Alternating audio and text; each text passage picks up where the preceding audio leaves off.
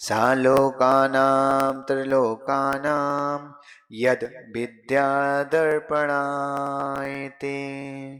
तुभ्यं नमोस्तु भवसागरतारिणाय। तुभ्यं नमोस्तु भवदुःखनिवारिणाय। अध्यात्मे मूर्ति गुरुदेवे नमोस्तु तुभ्यम्। आचार्य वर्धेषु विशुद्धे नमोस्तु तुभ्यम्। आचार्य वर्धेषु विशुद्धे नमोस्तु तुभ्यम्। आचार्य वर्धेषु विशुद्धे नमोस्तु तुभ्यम्।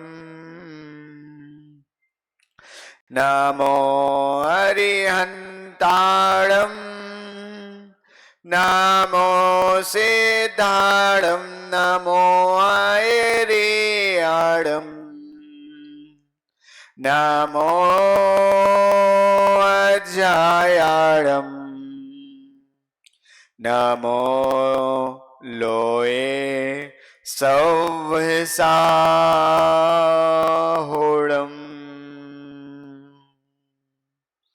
बोले अनंत अनंत सिद्ध परमेष्टि भगवान की। शासन नायक श्री वर्धमान स्वामी भगवान की। कलिकाल सर्वज्ञ आचार्य समंतबद्ध स्वामी भगवान की। दादा गुरु भाष्य रत्नाकर आचार्य भगवान विमल सागर जी गुरुदेव की।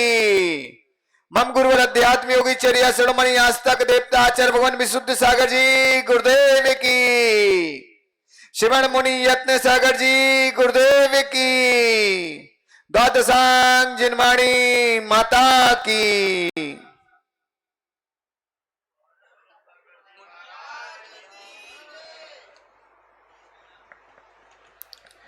आज हम सभी के महापुण्य का नियोग है कि हम सभी इस युग के महान अध्यात्म के राजहंस चर्या शिरोमणि आचार्य गुरुवर विशुद्ध सागर जी महाराज के आशीर्वाद और मां जिनवाणी की कृपा से यहाँ पर बैठे हुए हैं।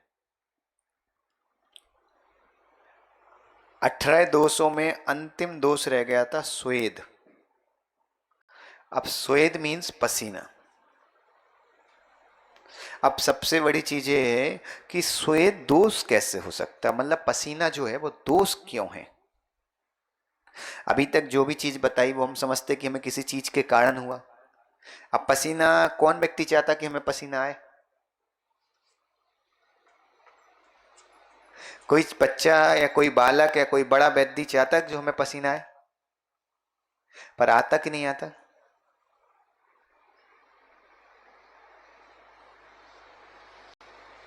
क्या है? हमें पसीना आता है, लेकिन हम कभी नहीं चाहते कि हमें पसीना आए। इसका मतलब क्या हो रहा है? अच्छा, एक और चीज मदन भाई, तुम्हारे शरीर में जो रोम होते ना, जो बाल, इनके माध्यम से क्या होता है, पसीना बाहर आता। सही है ना? अच्छा, किसी के घर में पर्सनली सोसाइटी में किसी के घर में बोरिंग है? बोर क्या बोलते है? मदन भाई के घर में कितने फीट है? कितने फीट गहरी है? 150 फीट। 150 फीट पे इनको पता है कि इनके पास बोरिंग है और 150 फीट पे पानी उपलब्ध है। आप देखना जैन दर्शन की भगवान महावीर की वाणी पे आज तुम्हें बहुत अच्छा सिद्ध करने का मौका मिल रहा है। हम सबको पसीना आता है, ठीक है? हम सबको ये भी पता है कि हमारे जितने रोम छिद्र खंड हैं उनसे पसीना आता है। अगर हम तुमसे पूछ ले रूपण कितने रोम खंड है तुम्हारे शरीर में?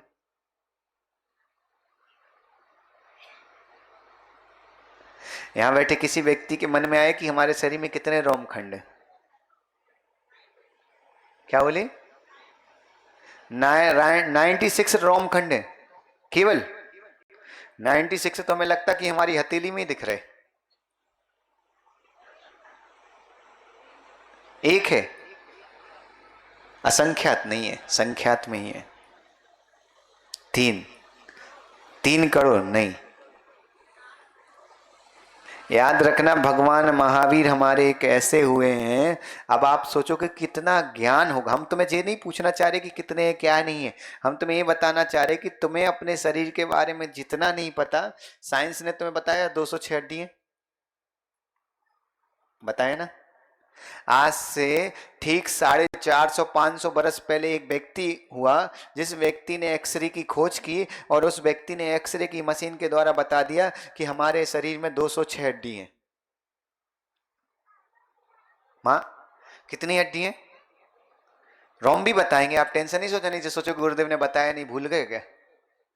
तो क्या उस व्यक्ति ने बताया कि हमारे शरीर में आज से 400 बरस पहले एक जर्मनी का व्यक्ति होता है, वो व्यक्ति बताता है कि हमारे शरीर में 206 हड्डी हैं। हमने इस बात को विश्वास किया किया। साइंस ने बताया कि हमारे शरीर में भोजन नहीं करने के बाद भी करीबन करीबन 1.5 kg मल रहता है बॉडी के अंदर, एक नॉर्मल स्वस्थ व्यक्ति के शरीर में। साइंस ने बताया कि करीबन 2 से 2.5 लीटर जो लघु शंका है, पेशाब है, वो रहती है शरीर में। तुमने माना? माना कि नहीं? आज तक कोई साइंस ऐसा हुआ जो बता पाए कि तुम्हारे शरीर में कितने रोम खंड है? विज्ञान बताता है तो हम विश्वास करते कि हमारे शरीर में 206 हड्डी हैं, हमारे शरीर में इतनी कोशिकाएं, इतनी नस हैं।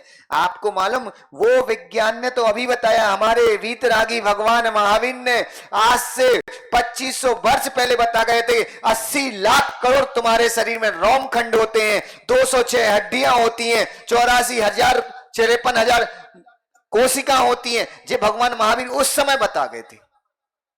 तो क्या हुआ? अब यहां हमें क्या सीखना कि भगवान महावीर की वाणी 80 लाख करोड़ हर व्यक्ति के शरीर में नहीं होगा।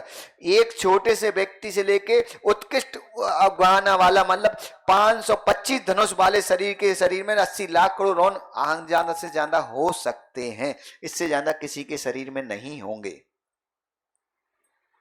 मतलब उनके पास क्या ऐसी पावर थी, कितनी अच्छी पावर कि जिस चीज को आज हमें गूगल सर्च करना पड़ता है, भगवान महावीर उस समय बता गए। अब दूसरी अपने मेन उद्देश्य पे, अपने मेन टॉपिक पे आओ, पसीना। अब पसीना तो हमारी मर्जी से नहीं आता है। अगर कभी खुद कल्पना करो, अगर पसीना हमारी मर्जी से आए तो हम आने दें क्या?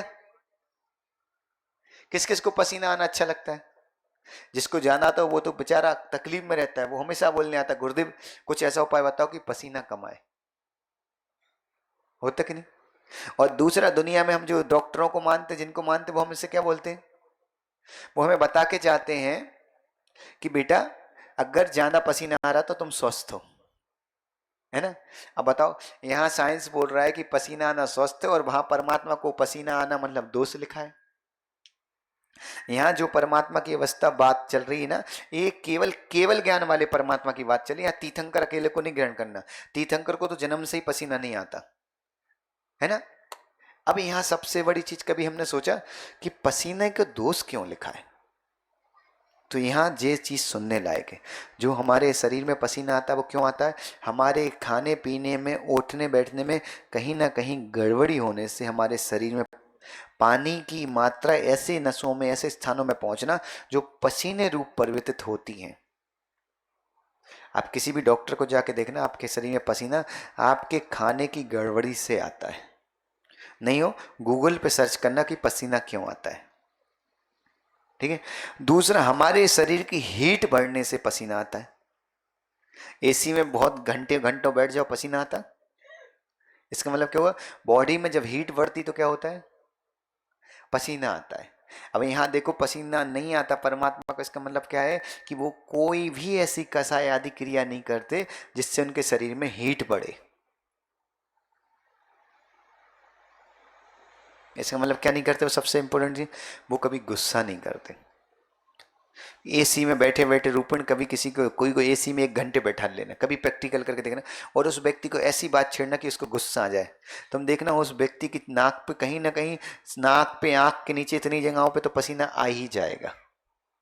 1 घंटे से एसी में बैठा, जब पसीना नहीं आ रहा, मतलब कसाय भी क्या है। अब हम जिस व्यक्ति को ज्यादा पसीना आ रहा है, इसका मतलब क्या हुआ? वो उतनी कसाय से भरा हुआ है।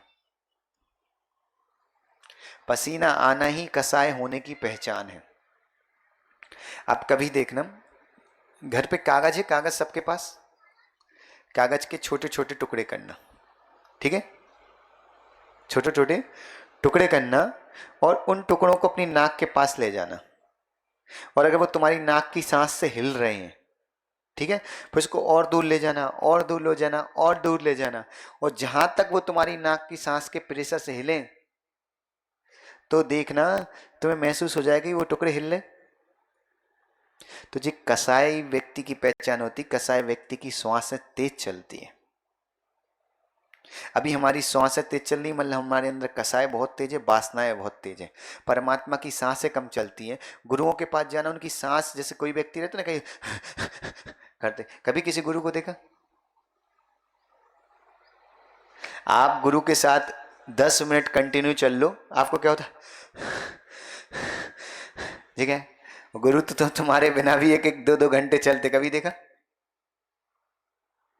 तो क्या है, जितनी कसाएं, जितनी वासनाएं कम होंगी उतना क्या होगा?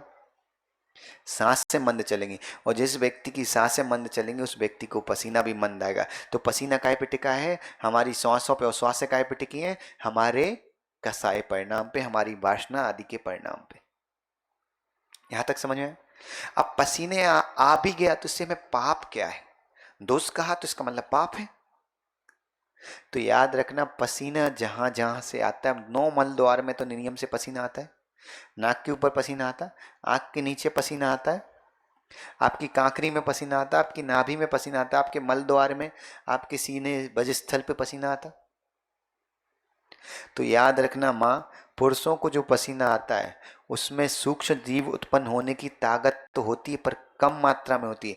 लेकिन अगर किसी माँ महिला को पसीना आता है उसमें नियम से सूक्ष्म जीव की संख्या अधिक होती है। और जिन जिन स्थानों पे पसीना आता है, सबसे ज़्यादा हम उन स्थानों को सफाई से, बाल बनवाना, दुनिया भर की चीज़ें करते कि नहीं? तो क्या हो रहा है, तुम पसीने के साथ पसीने को साफ करने के प्रयास में क्या हो रहा है, वो स्थानों पे जितने जीव उत्पन्न है वो इन स्थानों के जीवों को हम मार रहे हैं। पसीना आने में जो जीव उत्पन्न हो रहा है उन जीवों से क्या हो रहा है, उन जीवों को हम मार रहे हैं, उन जीवों को हम तकलीफ पहुंचा रहे हैं। और हो सकता है कि वो पंच इंद्रिय संगी सम्मोषण मनुष्य भी हो सकते हैं। अब बताओ महाराज जी को क्या कभी मदन भाई तुम्हारे मन में नहीं आया कि जो गुरु को हम इतनी महंगी महंगी मालाएं, इतना सब कुछ दे देते हैं, उनको हम क्या कपड़े नहीं दे पाते? कभी तुम्हारे मन में आया कि तुम्हारा जैन गुरु नग्न ही क्यों रहता है? जो हमारे गुरु हैं, जो हमारे मुनि हैं, वो नग्न क्यों रहते? इसके 2 इंपॉर्टेंट रीजन है कि शरीर पे कपड़ा पहनेंगे तो क्या होगा, शरीर पे कपड़ा दोगे तो शरीर में पसीना आएगा, पसीना के जीव कपड़े में लगे, कपड़े धुलेंगे तो सारे जीव मरेंगे कि नहीं? दूसरा, शरीर में कपड़ा दिया तो किसी के मुनि के पास अच्छे हो सकते, किसी के पास खराब हो सकते, रात दो इसके भाव आएंगे कि नहीं? और तीसरा कि वो अपनी वासनाओं में नहीं भरे, अपनी इच्छाओं में नहीं भरे, इस चीज का उनका दिगंबरत प्रतीक होता है कि उनके अंदर कोई वासना नहीं है, इसलिए वो नग्न रहते। इसलिए हमारे जैन गुरु कभी कपड़ा नहीं पहनते हैं। सोचो कितनी सूक्ष्म दृष्टि कि हमारे शरीर में पसीना आएगा, वो पसीना कांकरी के माध्यम से, सीने के माध्यम से हमारे वस्त्र में लगेगा, और वो वस्त्र में वो पसीने के जीव जाएंगे राकेश भाई। इसलिए तो जैनियों की एक बैसाख नहीं थी ये पैंट शर्ट, पहले जैनी क्या पहनता था, धोती और दुपट्टा। आधा दुपट्टा रहेगा, हवा लगेगा तो पसीना स्वयं सूखेगा, उसमें हम निमित्त नहीं बनेंगे, हम निमित्त नहीं बनेंगे तो जीवों की हत्या का पाप हमें। और आज क्या होगा, इतने टाइट कपड़े, इतने टाइट कपड़े। जैनी की पोशाक थी धोती दुपट्टा, इसलिए जैनी की पोशाक धोती दुपट्टा थी कि वो धोती दुपट्टा पहनेगा तो पसीना आएगा तो हवा लगेगी तो पसीना स्वयं सूख जाएगा हवा से, उसके निमित्त से उन जीवों की हत्या नहीं होगी, पसीना पहुंचना नहीं पड़ेगा, और पसीने के कपड़े में वो जीव नहीं जाएंगे तो कपड़ा धुलते समय वो पसीने में के जीव भी नहीं मरेंगे। और दूसरा, आज हमारी स्थिति क्या होगी, आज जैनी की पोशाक इतने टाइट कि शरीर के अंग भी स्पष्ट दिख रहे तो भी हमें कोई शर्म नहीं आ रही, अंग भी दिख रहे और जीवों की हिंसा भी हो रही उन कपड़ों से।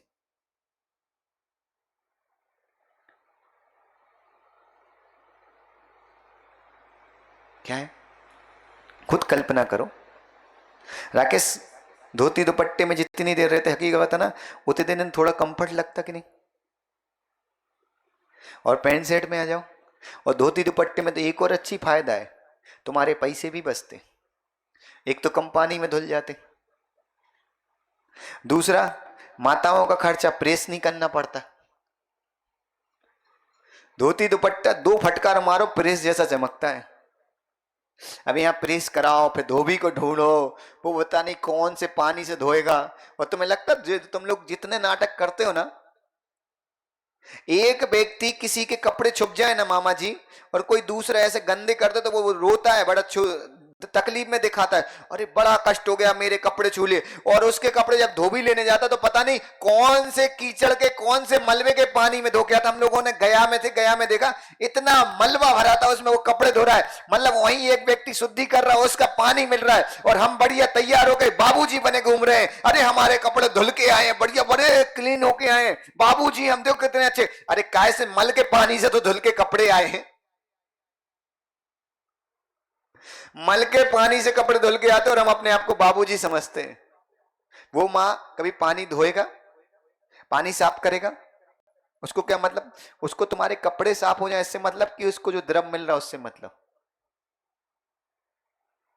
कभी भी किसी धोबी को देखना, जब धोबी तुम्हारे कपड़े धो के लाता है और तुम्हें अच्छा लगे कि ये कपड़े अच्छे धुल के आए, देखो प्रेस करके दिया, कितने बाबूजी बन गए, फिर वहां उस धोबी के साथ जाना, वो जिस स्थान पे कपड़े धोता है उस पानी को तुम देखना किस व्यक्ति के, कितने सड़े सड़े व्यक्ति के, किसी को खुजली है, किसी को खाज है, दुनिया भर की बीमारी, वो कपड़े भी उसमें धुल रहा है और तुम्हारे कपड़े भी उसमें धुल रहा है, सब मिल जा रहे।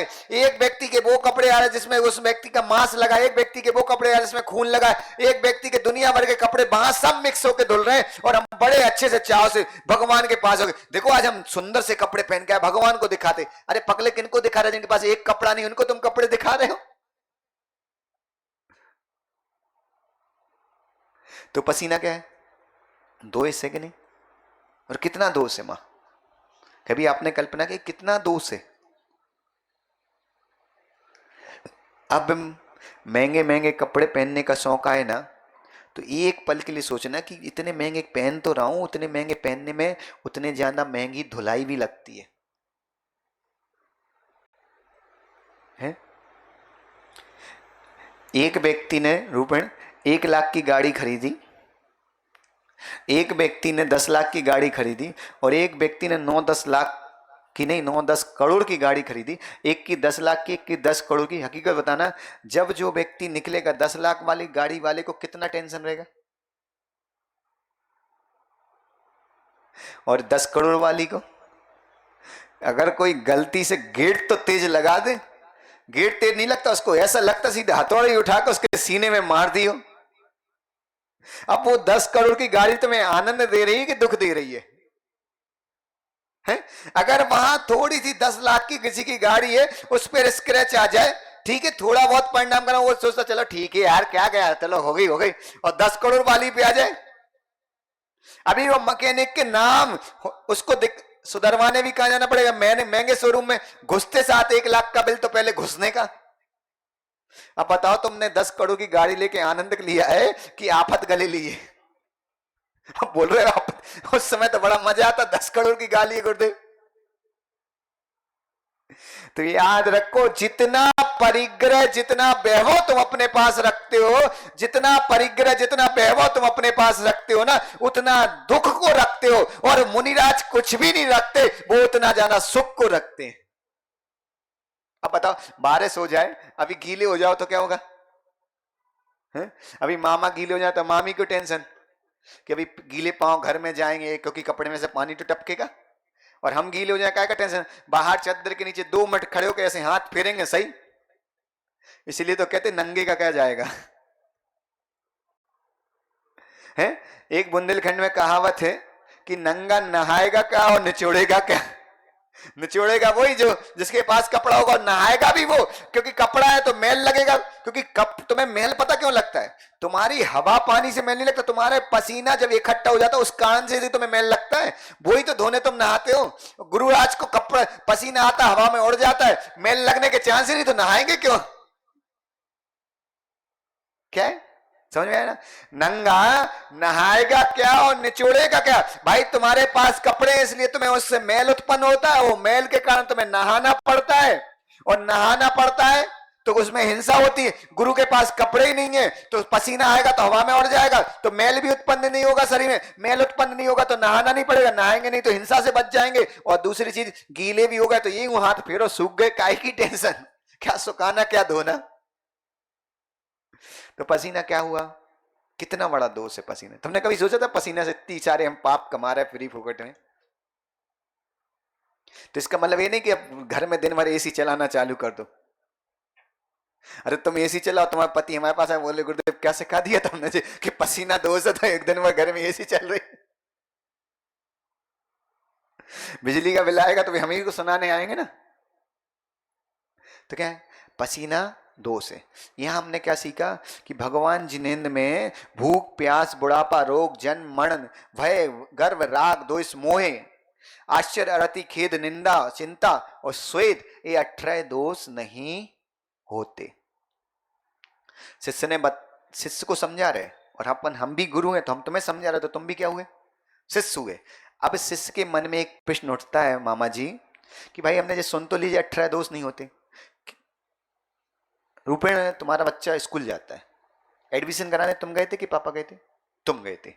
तो स्कूल के टीचर ने कुछ स्कूल के रूल्स भी बताए होंगे कि भाई बस इतने बजे आएगी, अगर बस निकल गई तो दोबारा लेने नहीं आएगी, है ना? होता ना स्कूल के रूल्स कि जे ड्रेस इस दिन, जे वाली ड्रेस इस दिन, जे वाली दिन, मंडे ट्यूसडे अलग अलग दिन की ड्रेस रहती ना, जे वाले कपड़े और इसी डिजाइन के चलेंगे।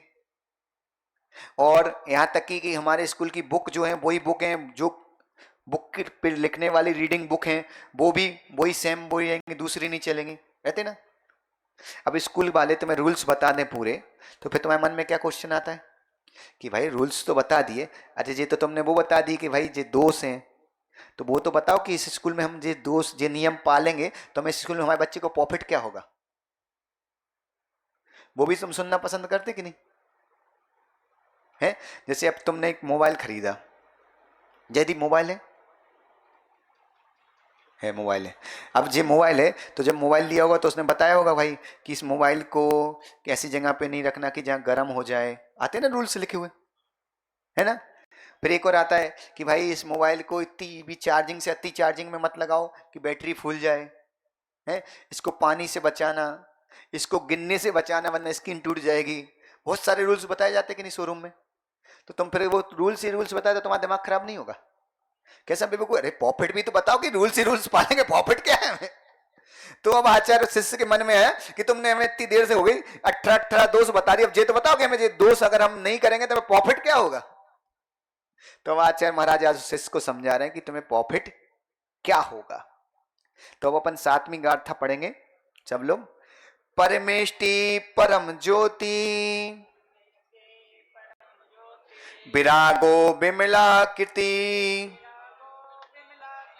सर्वज्ञो अनादि मध्यांतम सर्व शास्तोपलालते।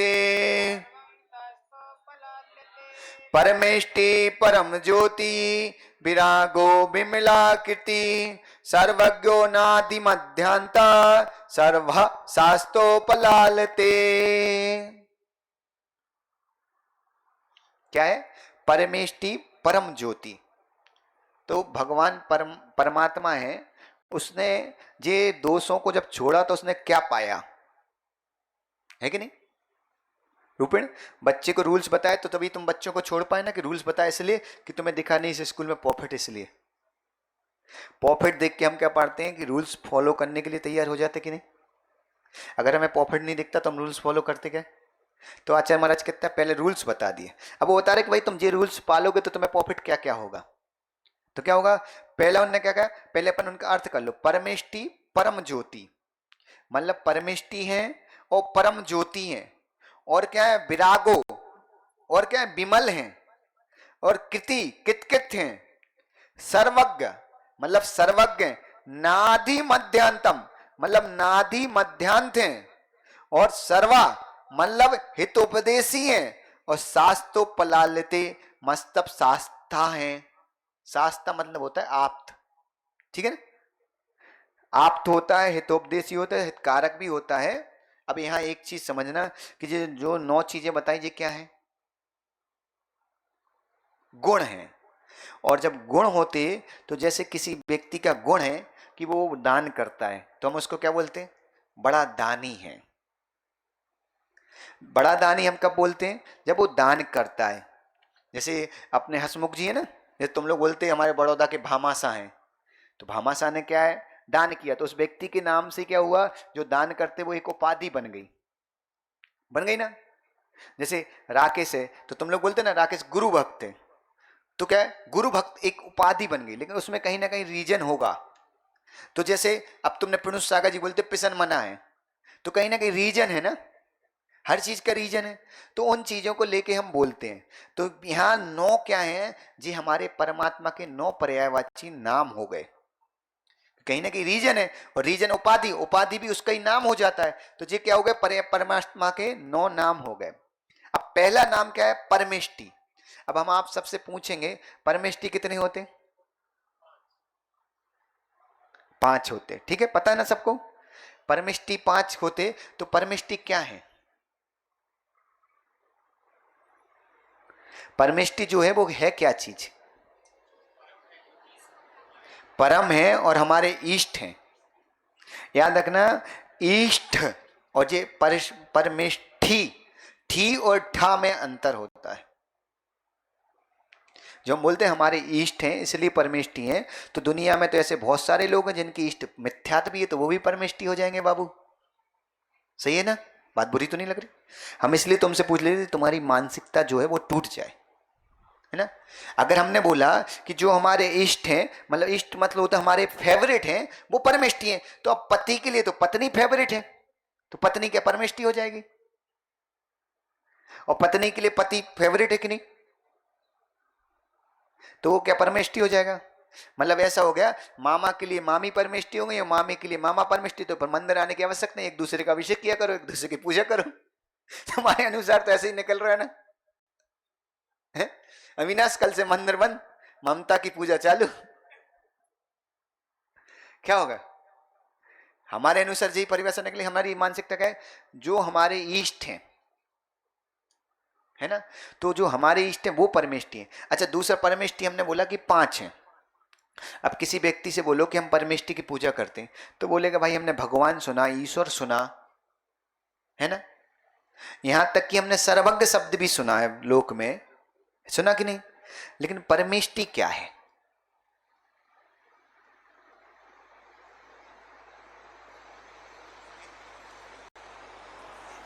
गुणों सहित परमेष्टि थोड़ा सा ठीक नहीं बैठ रहा।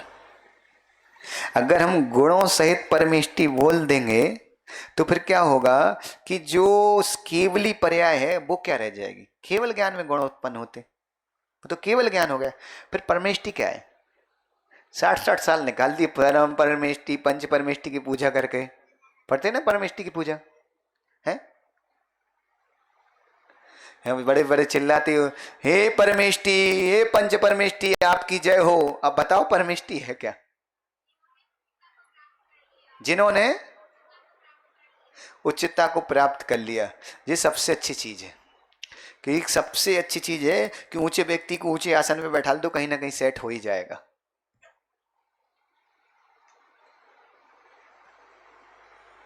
जो एक परिभाषा चलती है परमेष्टि की, उससे ऊपर भी एक परिभाषा है। पहली मामी जो बोल रहे हैं वो ठीक है, परम पद में जो स्थिर है वो परमेष्टि है, जी हमारी लोक की परिभाषा है।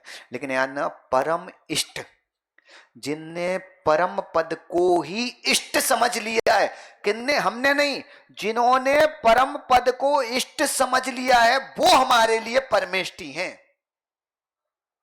क्योंकि हमने पहली परिभाषा क्या बनाई थी, परमेष्टि की परिभाषा क्या है, हमने बनाया था कि जो हमारे लिए इष्ट है, इष्ट तो दुनिया में हमारे लिए माता पिता पत्नी सब कुछ है, तो वो हमारे लिए परमेष्टि हो जाएंगे। और दूसरी परिभाषा हमने बनाई थी कि जिनने केवल ज्ञान, जिन्होंने गुणों को प्राप्त किया, तो भाई ऐसे साधु परमेष्टि हैं जिन्होंने अभी गुणों को प्राप्त नहीं किया, तो क्या वो परमेष्टि नहीं रहेंगे, फिर साधु परमेष्टि क्यों बोलेंगे, गलत हो जाएगा ना। तो भाई जो परम पद में को पाने में इष्ट हो गए, जिनको परम पद पाना ही इष्ट है, जिनको परम पद पाना इष्ट है वो परमेष्टि है। ये इष्ट है, पाया तो भी ठीक और नहीं पाया तो भी ठीक, क्योंकि इससे क्या होगा, साधु से लेके हमें सिद्ध तक की पूजा करनी ना। किसी को कोई ऑब्जेक्शन? जो परम पद पाना ही जिनके लिए इष्ट है, परम पद में स्थिर है, वह तो अरिहंत परमेष्टि है, सिद्ध परमेष्टि है। लेकिन जिनके लिए परम पद पाना ही इष्ट है वो हमारे लिए परमेष्टि है। क्योंकि अरिहंत सिद्ध को अगर हम परमेष्टि में गिनेंगे तो आचार्य उपाध्याय साधु को बाहर करना पड़ेगा, फिर नमोकार में क्या होगा, 2 ही पद रहेंगे, 3 पद को गायब करना पड़ेगा। इष्ट है जिनके लिए परम पद इष्ट है, मार्ग पे चलना ही बोलना क्या है, इष्ट ही है उनके लिए, तो वो क्या हो गए, वो परमेष्टि हो गए। तो हम परमेष्टि क्यों नहीं हुए?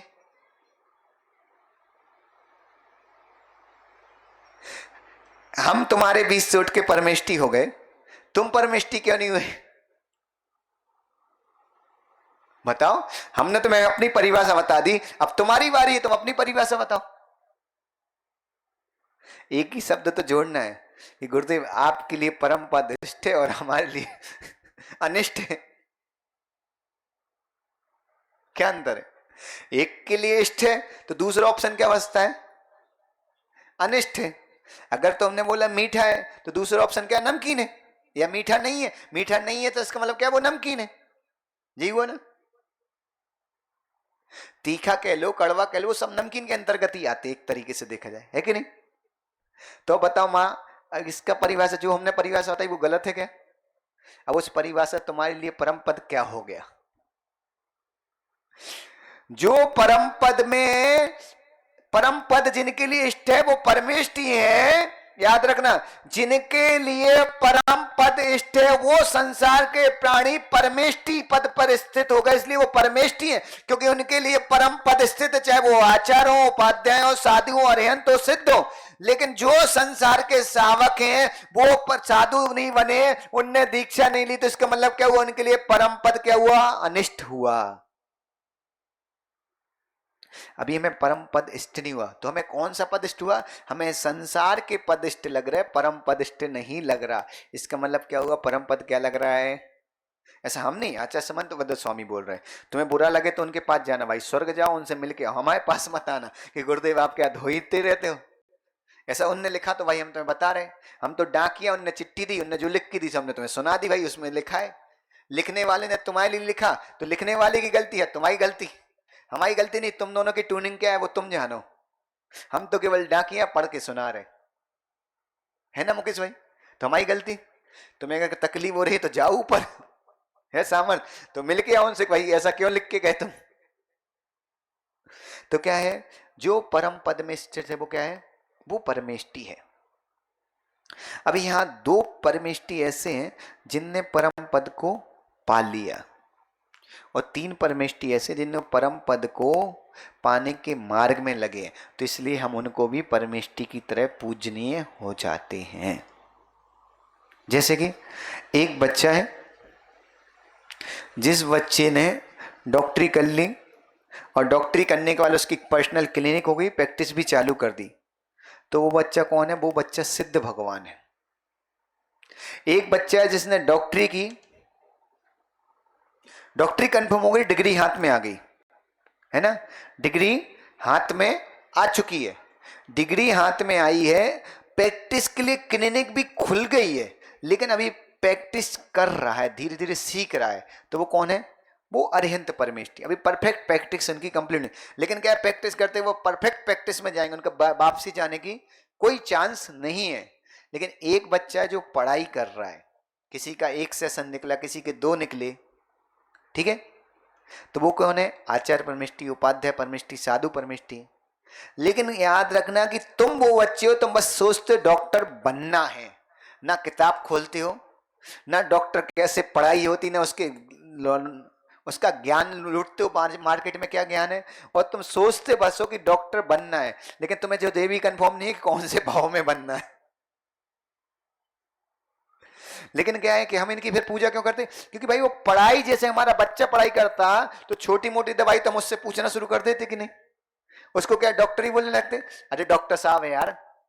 हो सकता है कि उसकी डॉक्टर की पढ़ाई में सक्सेस हो भी और नहीं हो, फिर भी हम उसको डॉक्टर बोलते। उसी तरह हो सकता है जो हमारे निर्गंत गुरु हैं वो इस भाव में सक्सेस नहीं हो, दो चार भाव अनंत भाव लग जाए, लेकिन उसने इस पद को पाया तो नियम से अगर वो भव्य है तो सक्सेस होंगे, क्योंकि पढ़ रहा है तो आज पास नहीं होगा, कल पास 100 बार 1000 बार फेल होगा, लेकिन एक ना एक दिन वो व्यक्ति पास नियम से होगा, इस चीज की गारंटी, इसलिए हम उनको पूजनीय मानते हैं। समझ में आ गया परमेष्टि? परमेष्टि समझ में आ गया ना, कि जो परम पद में स्थित है वो परमेष्टि है। अब कोई हमसे पूछे परमेष्टि क्या है, तो जो परम पद जिनके लिए इष्ट है वो क्या है? परमेष्टि। तो हम सब परमेष्टि क्यों नहीं, कि हमारे लिए परम पद बस आ लगाना है, अनिष्ट है। इष्ट और अनिष्ट मीन समझते? डॉक्टर ने बोला मदन भाई को बुखार आ गया। अब मदन भाई को बुखार आया और डॉक्टर ने बोला कि बुखार है और ठंडी के मौसम का है और इस मौसम में बारिश भी हो रही है, तो तले खाने से बचना। अब मदन भाई गए और रूपेण की माँ से बोलते, देखो बारिश हो रही है, अच्छी बढ़िया मिर्ची वाली तड़ाके वाली अच्छी मंगोड़ी बनाओ, मंगोड़ी खाने का मन है। हैं? तो बताओ, डॉक्टर ने तो सही बताया था ना। अब ये मंगोड़ी खा लें और फिर मंगोड़ी खाने के बाद इन्होंने सुबह 8 बजे वाली दवाई भी खाई, शाम को 5 बजे वाली भी खाई, और फिर 3 दिन हो गए कंटिन्यू, अब ये ठीक नहीं हो रहा, तो क्या ले बोलते, अरे यार रूपण कैसा गधा डॉक्टर है, कोई इलाज मिलाज नहीं आता। तो बताओ डॉक्टर की गलती है कि तुम्हारी गलती? बताओ विनाश, डॉक्टर की गलती कि मदन भाई की गलती है? मदन भाई की गलती है ना।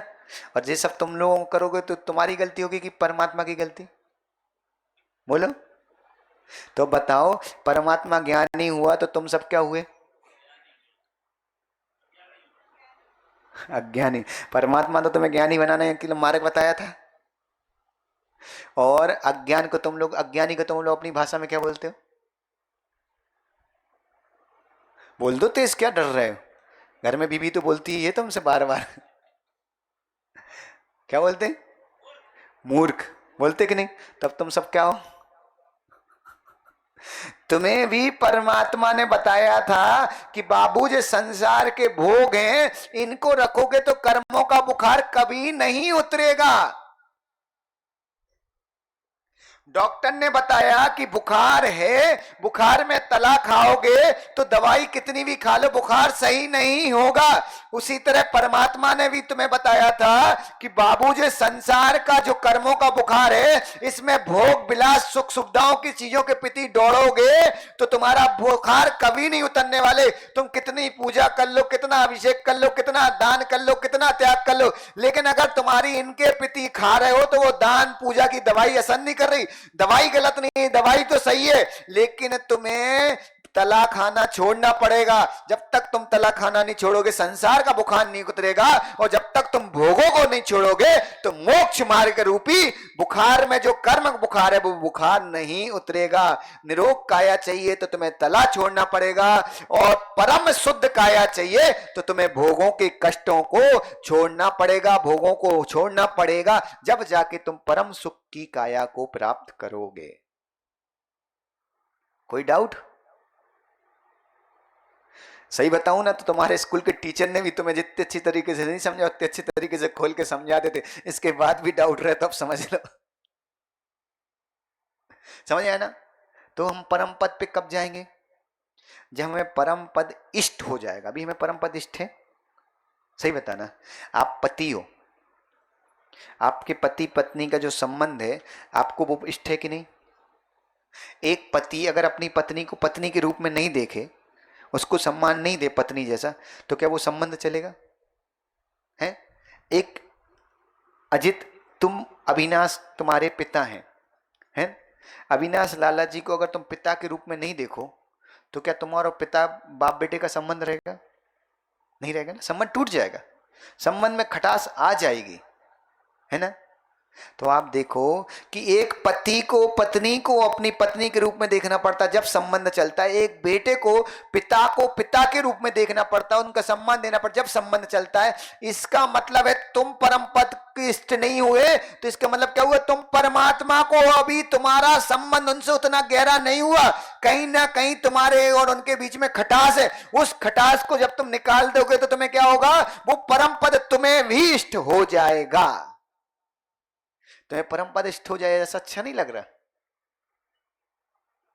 कहना गुरुदेव जब यहाँ 1 घंटे बैठते जब ही अच्छा लगता, घर जाके तो लगता कि वही पद अच्छा है। तो क्या है, परम पद में जो स्थिर है वो क्या है, परमेष्टि है। दूसरा परम ज्योति। परम का अर्थ हमने पहले समझा था ना, परम मीन्स क्या होता है, सबसे सुंदर, सबसे उत्कृष्ट, है ना। हम क्या लगाते गुरु कहेंगे, परम पूज्य। मतलब पूज्य तो हमारे लिए दुनिया में हमारे माता पिता भी हैं, जिन गुरु ने हमें पढ़ाया वो स्कूल वाले गुरु भी हैं, हमारे बड़े बुजुर्ग भी हमारे लिए पूज्य, लेकिन हम गुरु के आगे पूज्य के लगाते कि परम पूज्य। हम गुरुओं के आगे परम पूज्य इसलिए लगाते कि वो हमारे लिए केवल पूज्य नहीं है, वो संसार में सबसे ज्यादा पूज्य है। हमारे माता पिता भी हमारे लिए पूज्य, हमारा गुरु भी पूज्य, हमारे बड़े बुजुर्ग भी हमारे लिए पूज्य, लेकिन गुरुओं से ऊपर पूज्य, इसलिए हम उनके आगे क्या लगाते, परम पूज्य लगाते, इसलिए हम गुरुओं को परम पूज्य बोलते। तो परम ज्योति तो कौन सी, मतलब सबसे बड़ी ज्योति। तुमने अपने जीवन में कितनी बड़ी ज्योति देखी है?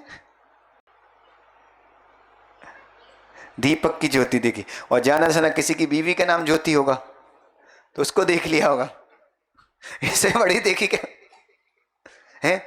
अब सोचो तुम्हें क्या क्या है परमात्मा, परम ज्योति। ज्योति मीन्स क्या होता है, ज्ञान। ज्ञान जो है, हम दीपक जलाते, ज्योति जलाते, काय के लिए जलाते, कि हमारा अज्ञान रूपी ज्ञान का विनाश हो, इसलिए परमात्मा हम आपके चरणों में दीपक चलाते। दीप चढ़ाते समय क्या बोलते, मोहंधकार विनाशनाय दीपम निर्पामामति स्वाहा, बोलते कि नहीं? तो कौन सा अंधकार है हमारे अंदर, मोह रूपी जो अंधकार है उसका विनाश हो तो क्या होगा, दीपम केवल ज्ञान रूपी ज्योति प्रकट होगी।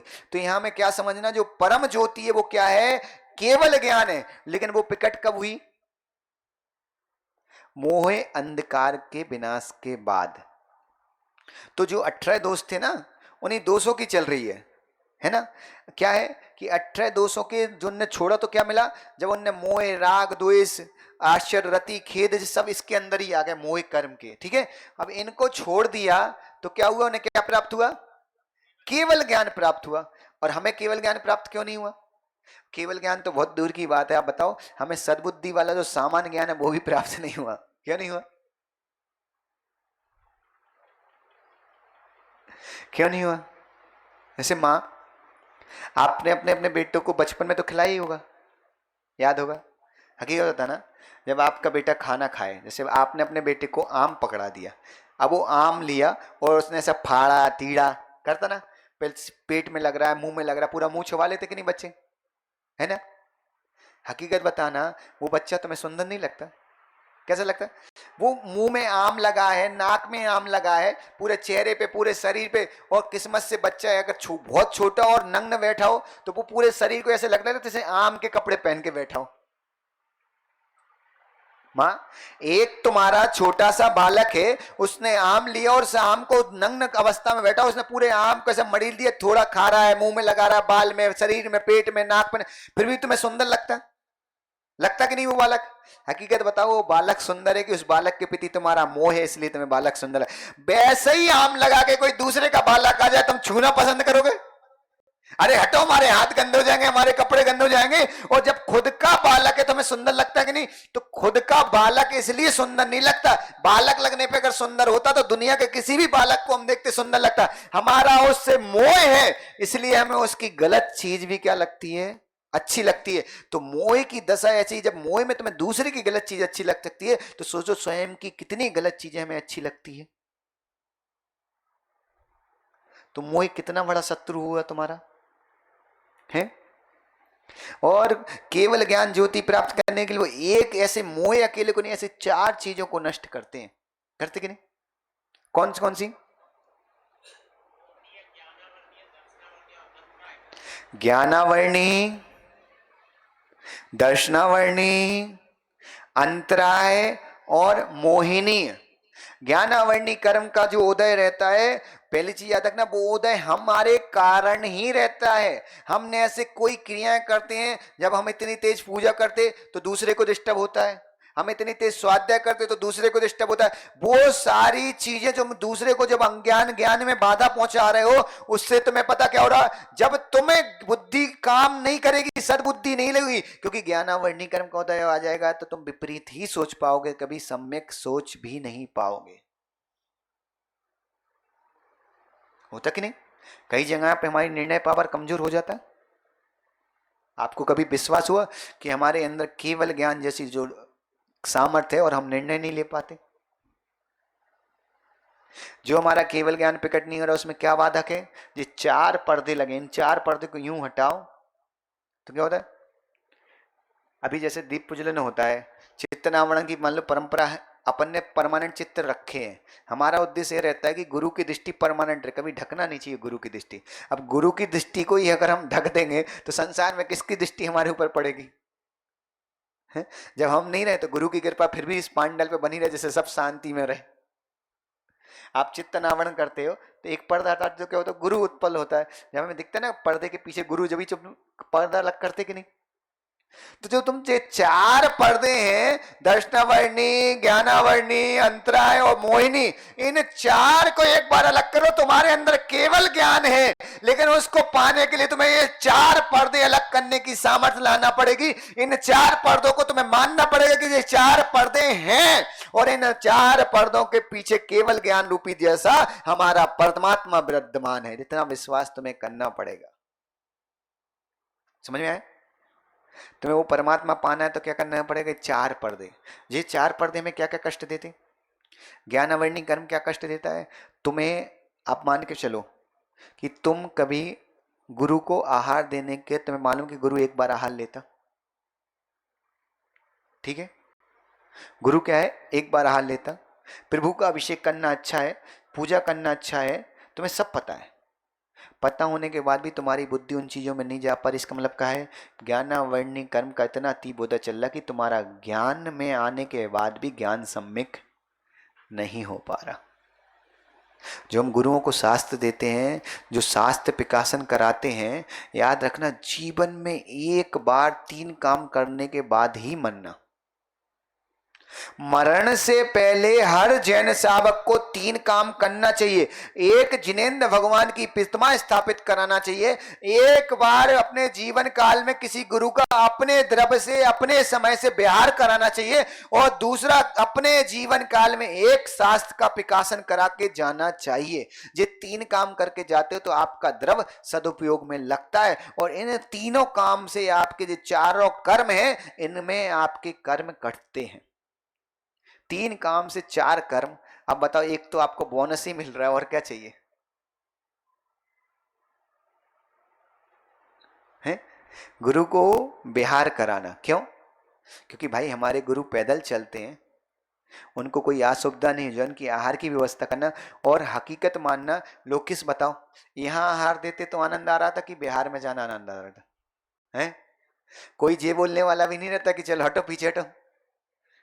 वहां तो ऐसा रहता है, एक यहाँ तो 1 चम्मच मिल जाए तो दुर्लभ लगती, वहां तो 3-3 कटोरी एक साथ मिलती है और बड़े मजे से देने मिलता है। तो यहाँ चाहे नहीं कि यहाँ देना बंद कर दो। बोले नहीं गुरुदेव, अब तुम बिहार में ही देंगे, तुम बैठे रहो भूखे। अरे सब क्लियर करना पड़ता, पंचम काल के लोग हैं, है कि नहीं यार? के जिन सब क्लियर कर देते भाई, नहीं तो पता चला कल कल से तुम व्यवस्था गड़बड़ कर दो। बोले गुरुदेव अब तो उपास करो, हम बिहार में ही आहार देंगे। लेकिन हकीकत बताना, बिहार में आहार देना और स्वयं गुरु का बिहार कराना, इतना आनंद आता, इतना आनंद। 5-10 दिन का जो हम समय देते ना, लेकिन वो समय ऐसा लगता है कि जीवन में हम जो आनंद नहीं पा पाए, वो आनंद मिलता है हमें बिहार कराने में, मिलता। दूसरा काम क्या है? जिनेंद्र भगवान की प्रतिमा। अब हमें जिनेंद्र भगवान की प्रतिमा क्यों स्थापित कराना? इस पहले उद्देश्य कि जो इतनी प्रतिमाएं खंडित हुई उनकी हम पूर्ति कर सकें। दूसरा उद्देश्य, हर जैन शावक को एक जिनेंद्र भगवान की प्रतिमा स्थापित कराना चाहिए, इस उद्देश्य को लेके कि पूर्व में हमारी जितनी प्रतिमाएं टूटी उन प्रतिमाओं का हम कम से कम कुछ तो संयोग कर सके। हमारी लाखों करोड़ों प्रतिमाएं टूटी तो उसमें हम संयोग कर सकें। दूसरा उद्देश्य कि हम उन परमात्मा को जिनने अपने पूरे कर्मों को नाश किया, अपने पूरे वैभव को छोड़ा, उनको स्थापित करने का सौभाग्य हमें देखना चाहिए कि हम इतने सौभाग्यशाली हैं कि नहीं है। तो अपना द्रव्य का सदुपयोग करके एक जिनेंद्र भगवान की प्रतिमा। और तीसरा सबसे बड़ा कि हमारी पीढ़ी में कभी कोई ऐसा विधर्मी आ गया, कोई पापी आ गया, तो दुनिया के लोग उसको बता तो पाएंगे कि देख तेरे दादा ने, तेरे पिता ने एक जिनेंद्र भगवान की प्रतिमा स्थापित करी हो, तू पाप के मार्ग में चल रहा। जब उसको पता चलेगा तो वो सम्यक मार्ग में लग जाएगा कि नहीं। और चौथा सबसे इंपॉर्टेंट पार्ट है कि हमारे द्वारा स्थापित प्रतिमा को देखकर अगर किसी भी शावक को जिनेंद्र भगवान के दर्शन करके सम्यक हो गया तो सम्यक के निमित्त हम बनेंगे कि नहीं। और जितने लोग उस जिनेंद्र भगवान की जितने बार दर्शन करेंगे उस प्रतिमा का छठा पुण्य का हिस्सा में मिलेगा। हम मर के स्वर्ग या नरक भी चले गए तो वहां भी हमारा पुण्य उदय में आएगा कि नहीं। अब बताओ, एक प्रतिमा इतने सारे लाभ दे के जा रही फिर भी हम नहीं कर पाए। तुम्हारे लिए तो अच्छा भी सन्मति पार्क में शायद स्थापित भी होनी है। तो क्या है, द्रव्य सबके पास उपयोग है। दूसरा, शास्त्र प्रकाशन क्यों कराना। अगर हम शास्त्र प्रकाशन कराते तो पहली चीज क्या है कि हम अखबार खरीदते उसमें भी हम पैसा देते कि नहीं। अरे हमारा द्रव्य जब अखबार जैसे भोगों की सस्त भोगों में 4 भी कथाओं वाले कागज के लिए लग सकता है, तो जहां 4 भी कथाओं से परे 3 लोग के जिनेंद्र भगवान की वाणी है उसको प्रकाशन कराने का हमें मौका मिला तो कितने सौभाग्यशाली हैं हम। और दूसरा सबसे बड़ा लाभ, अगर उन शास्त्र को पढ़ के किसी 1000 प्रति छपाई और 1000 प्रति में किसी एक व्यक्ति ने भी एक दिन के लिए भी रात्रि भोजन छोड़ दिया तो समझ आए एक दिन के लिए भी कोई नियम संयम ले लिया तो हमारा द्रव्य का सदुपयोग हो गया। वहां भोगों में लग रहा था, यहाँ संयम के मार्ग में हमने एक दिन भी लग गया तो हमारा उपयोग हुआ कि नहीं। और तीसरी चीज कि जो गुरुओं की वाणी है उस वाणी को हमने जन जन तक पहुंचाने का सौभाग्य मिला। हमने वाणी को नष्ट करने वालों में हमारा नाम नहीं आया, हमारा नाम गुरुओं की वाणी का प्रचार करने वाले में आया। इसलिए हमें शास्त्र प्रकाशन कराना चाहिए। बड़ौदा में बड़ी समस्या है, घड़ी इतनी जल्दी हो जाती, विषय पूरा होता नहीं और समय हो जाता है तुम्हारा। तो आज हमें क्या है, कल हमें क्या समझना है, परम ज्योति। कोई दिक्कत नहीं, अपनी एक गाथा। और याद रखना, जिन लोगों को लग रहा है कि ग्रंथ पूरा नहीं हो पाएगा, बहुत सारे यूट्यूब से भी बहुत सारे लोग आकाश वगैरह के पास फोन आते कि महाराज जी से बोलो जल्दी जल्दी करें, तो जल्दी जल्दी करने की जरूरत नहीं बाबू। अपन कहीं भी रहेंगे वाचना चलेगी। तुम नहीं आ पाओगे तो मोबाइल के माध्यम से अपनी वाचना सुनना बिल्कुल प्रयास करना। जैसे हम यहाँ 40-50 मिनट निकाल के बैठते वैसे घर पे बैठ जाना, वाचना पूरी सुनना है, मैं छोड़ना नहीं है। और हम भी पूरी वाचना करेंगे, तुम सुनो नहीं सुनो तो भी हम पूरी वाचना करेंगे। क्योंकि ग्रंथकर्ता का नियम होता है कि जो व्यक्ति वाचना करता है उसका नियम होता है शुरू से एंड तक जो लिखा जैसा लिखा वो बताना। साहब को बुरा लगे या अच्छा लगे इसकी कोई फिक्र नहीं, हमारी वाणी भगवान जिनेंद्र की उसमें कोई भी दोष ना लगे। हम सम्यक मार्ग बताएं, कोई चले या ना चले। कल हम व्याख्यान करेंगे केवल ज्ञान, जो 4 कर्म है वो कर्म हमें क्या क्या कष्ट देते हैं, और उन जब 4 कर्मों को छोड़ता है परमात्मा तो वो कौन से 4 गुणों को प्राप्त करता है जिसके कारण वो इतने आनंद में। एक मुनि अपना सब कुछ छोड़ के आया, मुनि बन गया, उसके बाद भी वो अपना जितना उसके पास है ग्रंथ, माला, कॉपी, यहाँ तक कि उसका गुरु, उसका स्वयं का शरीर, और यहाँ तक कि वो स्वयं के परिणाम को भी छोड़ने की सोच रहा है, तो कोई तो ताकत होगी केवल ज्ञान की उसको पाने के चक्कर में वो अपने गुरु को भी छोड़ना चाहता है। तो केवल ज्ञान कोई छोटी मोटी चीज नहीं है, बहुत बड़ी चीज है। तो हम कल केवल ज्ञान को समझेंगे। और कल याद रखना कि कल हमें केवल ज्ञान को समझना, तो इतने तैयार होके आना कि कल हम केवल ज्ञान को नहीं समझेंगे, कल हम समझेंगे कि वो केवल ज्ञान हमारे अंदर है। तो हमें कब उस केवल ज्ञान को प्राप्त करना है, जब तुम्हें पता चल जाए कि तुम्हारे घर की तिजोरी के तीसरे वाले लॉकर में एक हीरा रखा है, तो तुम उसको देखने जाते कि नहीं। तो कल हम तुम्हें बताएंगे तुम्हारी आत्मा में जो हीरा है वो कहाँ रखा है, फिर देखना नहीं देखना तुम्हारी व्यवस्था, हम तो बताएंगे कि नहीं। इसी मंगल भावना के साथ बोलिए आचार्य गुरु अविशुद्ध सागर जी महाराज की।